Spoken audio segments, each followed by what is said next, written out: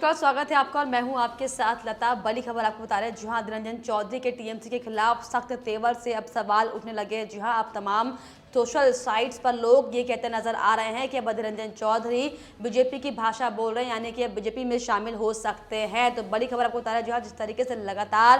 लगातार अधीर रंजन चौधरी टीएमसी यानी कि ममता बनर्जी पर जिस तरीके से लगातार हमलावर हैं, इसे साफ तौर पर कयास लगाए जा रहे हैं कि अब क्या अधीर रंजन चौधरी भी बीजेपी में शामिल हो सकते हैं। क्योंकि जिस तरीके से लगातार वो जिन भाषा शैली का इस्तेमाल कर रहे हैं और जिस तरीके से अपने बयानों में लगातार बीजेपी का जिक्र वो करते हुए दिखाई पड़ रहे हैं, ये साफ तौर पर इशारा करता हुआ दिखाई पड़ रहा है कि अब हो सकता है कि अब अधीर रंजन चौधरी बीजेपी में शामिल हो सकते हैं। क्योंकि जिस तरीके से लगातार उनके बदले मिजाज दिखाई पड़ रहे हैं, लगातार बीजेपी को डिफेंड करने की वो कोशिश करते हुए दिखाई पड़ रहे हैं और अपनी पार्टी से हटकर जो तमाम तरीके की वो बयानबाजी कर रहे हैं, इसको लेकर अब तमाम जो लोग हैं वो सोशल मीडिया पर अधीर रंजन चौधरी को लेकर कई तरह के कयास लगाते दिखाई पड़ रहे हैं और ये भी कयास लगाए जा रहे हैं कि अधीर रंजन चौधरी बीजेपी में शामिल हो सकते हैं। आपको बताते चले कि अधीर रंजन चौधरी ने साफ तौर पर ममता बनर्जी को लेकर कई तरह के बयान दिए, जिसमें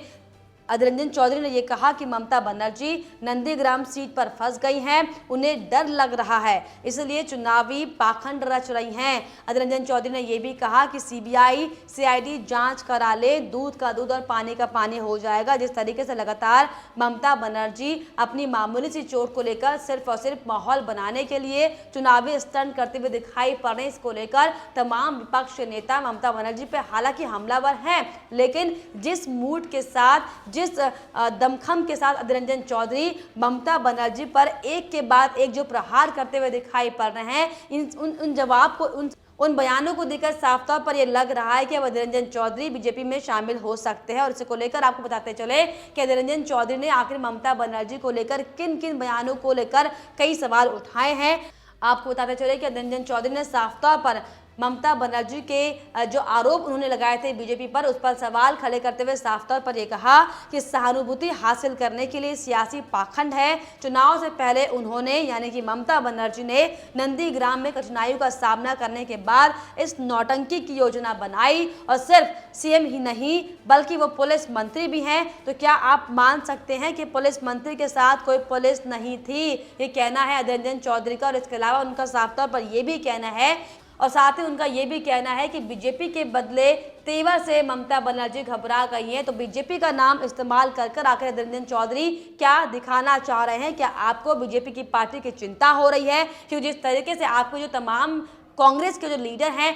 वो इसको लेकर अलग बयानबाजी करते हुए दिखाई पड़ रहे हैं, लेकिन आप सिर्फ और सिर्फ जिस तरीके से हमलावर होते हुए दिखाई पड़ रहे हैं ममता बनर्जी पर, ये साफ इशारा कर रहा है कि अब शायद अधीर रंजन चौधरी बीजेपी में शामिल हो सकता है। और इसके अलावा क्या क्या उन्हें बयान दिए, हम आपको बताते चलते हैं। दरअसल पश्चिम बंगाल की सीएम ममता बनर्जी को चोट लगने के मामले में बोलते हुए अधीर रंजन चौधरी ने साफ तौर पर यह कहा कि अगर साजिश हुई है तो सीबीआई एनआईए सीआईडी को बुलाए या एसआईटी का गठन करें, आप ऐसा क्यों नहीं करती? उन्होंने सवालिया अंदाज में कहा कि घटना की जांच के लिए एसआईटी का गठन किया जा सकता है और लेकिन वो ऐसा नहीं कर रही हैं। कांग्रेस के नेता अधीर रंजन चौधरी ने यह भी कहा कि आप साजिश की बात इसीलिए कर रही हैं ताकि पब्लिक की सहानुभूति हासिल की जा सके। आखिर पुलिस कहाँ थी? सीसीटीवी कहाँ थे? सीसीटीवी फुटेज निकालिए और सच्चाई पूरी तरीके से सबके सामने लेकर आइए। इससे पहले आपको पता चले कि बुधवार को भी अधीर रंजन चौधरी ने कहा था कि ममता बनर्जी सिर्फ और सिर्फ ड्रामा कर रही हैं और उन पर किसी भी तरह का कोई हमला नहीं किया गया है। तो देखिए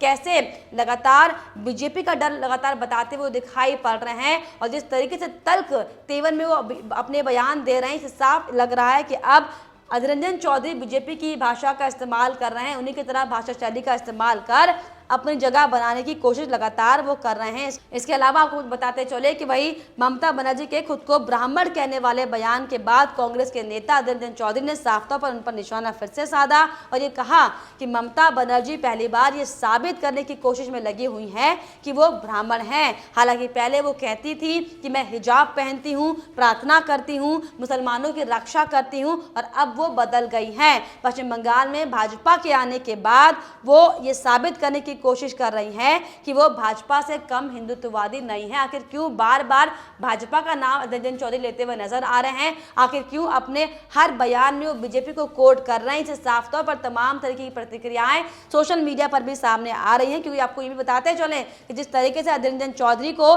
ये हवाला दिया जा रहा है कि अधीर रंजन चौधरी विधानसभा चुनाव में प्रचार प्रसार करने में व्यस्त हैं और इसीलिए लोकसभा में नए विपक्ष के नेता का चुनाव कर लिया गया है। जी आपको बताते चले कि लोकसभा में अब विपक्ष के नए नेता बनाए गए हैं रवनीत बिट्टू, जो कि लगातार किसान आंदोलन में हमेशा सक्रिय दिखाई पड़ते थे। लेकिन अब कांग्रेस ये हवाला दे रही है कि जब तक अधीर रंजन चौधरी चुनाव के काम में व्यस्त है तब तक रवनीत बिट्टू को लोकसभा के विपक्ष के नेता के रूप में जाना जाएगा। तो साफ साफ ये इशारा करता है कि जिस तरीके से लगातार अब कांग्रेस पार्टी के जो लीडर है वो बदले जा रहे हैं, ये साफ इशारा कर रहा है कि अधीर रंजन चौधरी जो लगातार अपनी पार्टी के खिलाफ आकर अपनी लीग से हटकर बीजेपी के लगातार स्पोक पर्सन बनते हुए वो दिखाई पड़ रहे थे और इसी की बानगी शायद ये थी कि उन्हें अब लोकसभा के विपक्ष के नेता के तौर पर नहीं जाना जाएगा। हालांकि हवाला ये दिया जा रहा है कि वो अभी चुनाव प्रचार में व्यस्त हैं, लेकिन साफ तौर पर जो कयास लगाए जा रहे हैं, जिस तरीके से एक के बाद एक अधीर रंजन चौधरी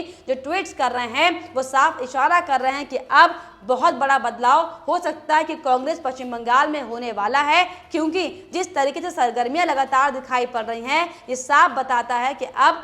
पश्चिम बंगाल में जो अधीर रंजन चौधरी चुनावी प्रचार में उतरे हुए हैं, अब उनकी भाषा शैली जो जिस तरीके से लगातार बदल रही है, ये कहना लाजमी होगा कि अब बंगाल कांग्रेस में बड़ा परिवर्तन हो सकता है, जिसको लेकर अब तमाम तरीके के प्रश्न चिन्ह सोशल मीडिया पर लोग उठाते हुए दिखाई पड़ रहे हैं। साफ तौर पर लोगों का ये कहना है कि क्या अधीर रंजन चौधरी अब बीजेपी में शामिल होने जा रहे हैं, क्योंकि जिस तरीके से लगातार वो बयानबाजी कर रहे हैं इससे साफ लग रहा है कि वो बीजेपी में जाने की पूरी तरीके से जुगत में लगे हुए हैं और उन्हीं की भाषा का इस्तेमाल इसीलिए लगातार किया जा रहा है। और उसको लेकर क्या क्या यूजर्स का कहना आपको हम बताते हैं। तमाम यूजर्स जो ट्रोल करते हुए अब लिख रहे हैं, साफ तौर पर लोगों का ये कहना है कि लोग बोलते हुए नजर आ रहे हैं कि बीजेपी का साथ देने की सजा अधीर रंजन चौधरी को मिली है, क्योंकि जिस तरीके से लोकसभा में विपक्ष का नेता बदला गया है ये साफ तौर पर इशारा कर रहा है कि जो अधीर रंजन चौधरी लगातार बीजेपी की भाषा बोल रहे थे उसी का परिणाम उनको मिला है। और इसके अलावा साफ तौर पर लोग ये भी लिख रहे हैं कि आजकल कांग्रेस सांसद अधीर रंजन चौधरी जी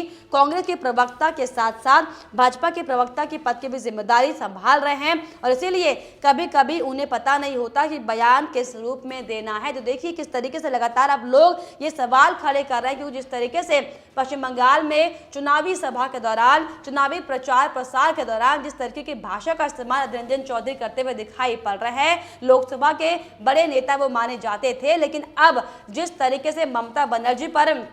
हमले को लेकर जो बयान उन्होंने दिया था उस पर किस तरीके से आक्रमण वो कर रहे हैं। हालांकि जिस तरीके से हमने देखा था कि ममता बनर्जी कांग्रेस पर कम हालांकि हमलावर है, लेकिन बीजेपी पर लगातार वो हमलावर बनी हुई हैं और ये आरोप लगा रही हैं कि उनके बीजेपी के लोगों ने उन पर यह हमला कराया, और जिसको लेकर सीधे मिर्ची लग रही है अधीर रंजन चौधरी को और उनकी बयानबाजी इस कदर सामने आ रही है कि जैसा लग रहा है कि अब अधीर रंजन चौधरी बीजेपी की पार्टी को लेकर अपनी बिसात बिछाने में लगे हुए हैं, जिसको लेकर अब तमाम जो सवाल खड़े हो रहे हैं, जो प्रश्न चिन्ह साफ तौर पर सामने आ रहे हैं वो ये हैं कि अब लोग ये कहते हुए दिखाई पड़ रहे हैं कि he is the best BJP spokes person across the party line. किस तरीके से पार्टी लाइन से हटकर लगातार वो बीजेपी के लिए काम करते हुए दिखाई पड़ रहे हैं। यही वो वजह है कि अब सोशल मीडिया पर उनको लेकर तमाम तरीके के सवाल खड़े हो रहे हैं। लोग साफ तौर पर ये कह रहे हैं कि कांग्रेस में तो सच बोलने की सजा मिलती है, तो क्या अब कांग्रेस ये सजा दे रही है रंजन चौधरी को? तो इस तरीके के लगातार कयास दिखते हुए दिखाई पड़ रहे हैं